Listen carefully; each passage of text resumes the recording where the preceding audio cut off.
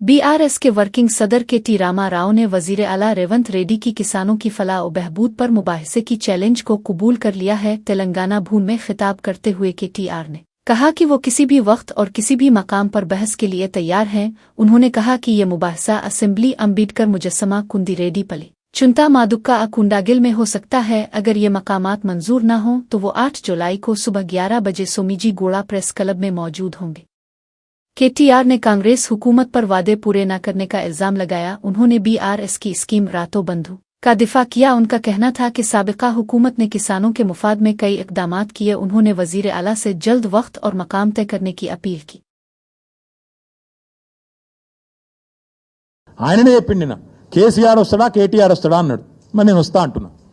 నీకు దమ్ముంటే రా, లేదంటే ఇంకొక ప్రతిపాదన 8 తారీఖు నాడు, ఇలా 5 తారీఖు, ఎందుకంటే ముఖ్యమంత్రి గారికి ప్రిపేర్ అయ్యేందుకు టైం పడుతుంది. 8 తారీఖు నాడు 11 గంటలకు మేమందరం వస్తాం. సోమాజిగూడ ప్రెస్ క్లబ్ రా, నీకు కుర్చీ చేసి పెడతాం.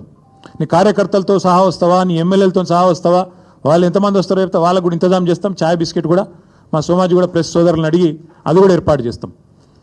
సోమాజిగూడలో ప్రెస్ క్లబ్లో 11 గంటలకు 8 తారీఖు నాడు నేను రెడీగా ఉంటా. నువ్వు వస్తావా రావా నీ ఇష్టం. నువ్వే ఛాలెంజ్ ఇసిరినావు, రావాలని కోరుతున్నా. వస్తే సంతోషం,